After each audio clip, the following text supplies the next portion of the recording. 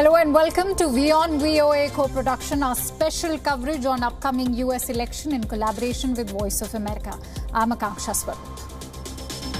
Now, with about 2 months to go till the US presidential elections, two significant issues have polarized the US voters. Primarily, the issues of racial justice and the other of law enforcement. President Donald Trump and his supporters in the Republican Party tend to favor a more stringent law and order approach, while Democratic Party voters and Democratic candidate Joe Biden supports reform to law enforcement. And this past week, both President Trump and Biden visited Kenosha in the state of Wisconsin. The city has experienced violent unrest after the shooting of a black man during his attempted arrest by the police. We bring you a report.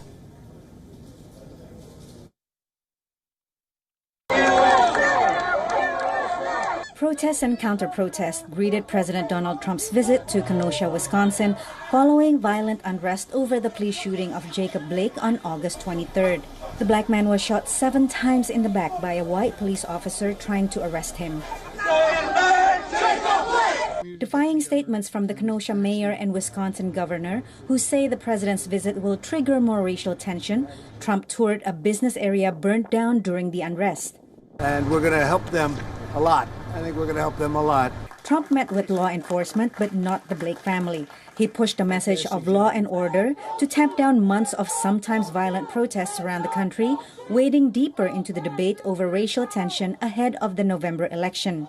This week, Trump suggested that a white teenager accused of fatally shooting 2 people with a semi-automatic weapon during the Kenosha unrest may have acted in self-defense, prompting more criticism, including from Democratic presidential nominee Joe Biden. Fires are burning and we have a president who fans the flames rather than fighting the flames. But we must not burn. We have to build.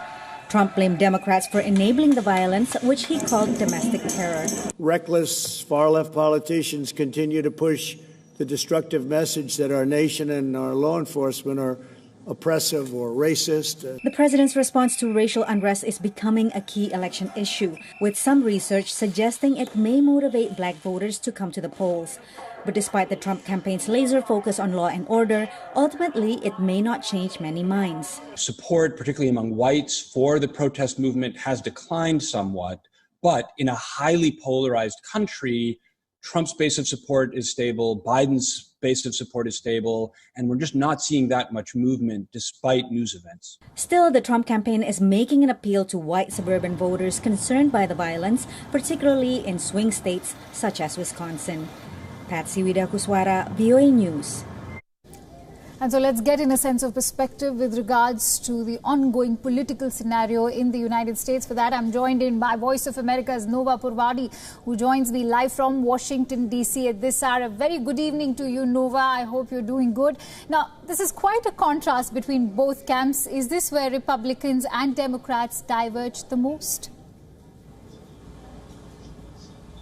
Well, Akansha, I wouldn't say it would be the most that they diverge or that this was the most polarizing issue, but it is one of the most polarizing issues. The Pew Research Center recently held a survey of potential voters, asking them what the issues were that they were the most concerned about. And this poll, while it showed some things which they where their concerns converged, the economy. The economy was ranked as the top concern among voters across the board. But for Trump supporters, it's the economy and also the fear of violent crime. That's that's 2 of their top priorities. Whereas for Democrats, it's the COVID pandemic and also healthcare. These are this shows that both sides view it very, very differently. And you could also see a difference in the approach of both candidates. You saw in our report President Trump going to Kenosha, Wisconsin, and only meeting with law enforcement and also business owners who had had their businesses burned down. Whereas Vice President Biden, the candidate from the Democratic Party, he met with black leaders. He also contacted Jacob Blake on the phone and also spoke with members of his family. So 2 different approaches in seeing this. Akansha. Right, two different and two very contrasting approaches in the larger picture. Also, Nova, how likely are issues like law and order and racial justice likely to sway undecided voters in November? Now, that's the interesting thing, is because the undecided voter is a term that's thrown around in every election. Are there really undecided voters with 2 months to go? But the polling shows that there are some voters who have not decided whether to back President Trump or Joe Biden, or even to vote at all. The numbers, though, keep dwindling as election day comes, which is going to be November 3rd this year. A poll by Ipsos and Reuters in mid-July put the around mid-late July, put the numbers at around 13%. There's also, but earlier in the month, it was 1 in 5. Washington, Wall Street Journal, and also NBC put it at 13 as well around July. But a more recent poll by Ipsos puts it at 10%. Will they sway one way or another, as we reported in our earlier report? There doesn't seem to be much wiggle room. But this proved to be a decisive factor in 2016, when many broke for President Trump and or simply did not vote for Hillary Clinton. We also have to note that what is in voters' minds? Is it more personality or policy? Does policy trump everything, if you can pardon my term? So while many Republican voters or Republican-leaning voters may not like President Trump's personality, they might actually be won over by his policy. He's managed to have 2 Supreme Court justices confirmed, conservative justices, and this may be a big issue to a lot of voters. So we'll just see whether the law and order approach, which he also touted in his 2016 campaign, whether that resonates in the battleground states like Wisconsin that he just visited, and also Michigan and Pennsylvania, where Joe Biden was born, Akansha. Right, that's a very interesting way of breaking it down for our viewer. Policy versus personality. That's actually an interesting analysis as far as Donald Trump is concerned. But we have a lot to talk about. And for now, let me also focus on the economy, which remains a crucial aspect for the American voter. And for that, I'm going to request you, Nova, to hang in there for our viewers as I return to you. For now, the economy remains a top issue during this election, along with previous elections, and many in the US are still suffering economically from the COVID-19 pandemic.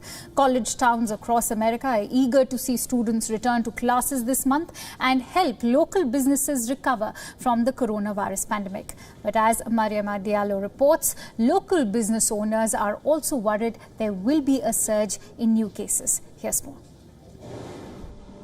When the pandemic sent many of Michigan University's 40,000 plus students back home earlier this year, the college town's small business district felt it big time. It was like a 3-foot blizzard without snow.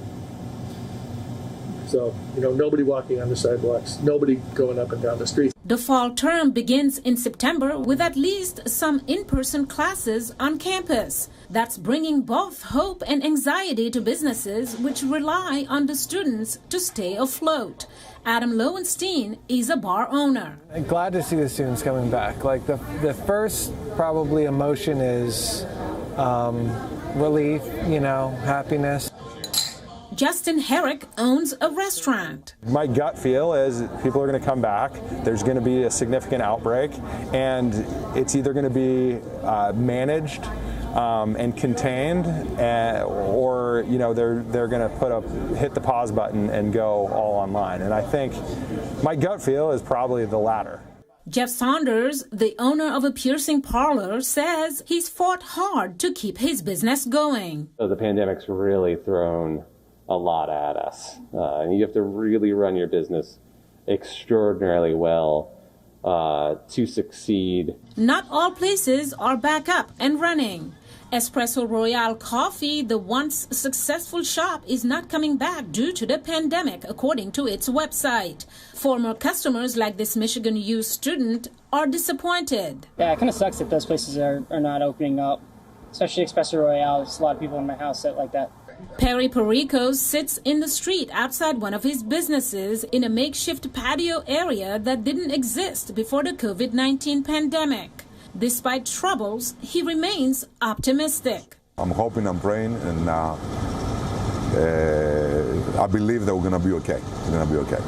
Small business owners eager to see students and normalcy again. Mariama Diallo, VOA News.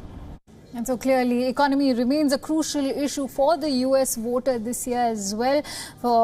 To get in a sense of perspective, let's quickly go back to Nova Poerwadi, who's joining me live from Washington, D.C. at this hour. Nova, as we were talking earlier about the whole aspect of the economy will be one issue discussed by both campaigns. What's coming ahead in the election calendar? Well, the economy is bound to be a major factor discussed by both candidates, both in their campaigns and also in the upcoming debates. There are actually two debates coming up for the presidential candidates. The first coming in late September, later this month, and also there's one vice presidential debate coming up in October. Now, this will be interesting because it's a match between Vice President Mike Pence and the nominee from the Democratic Party, Kamala Harris.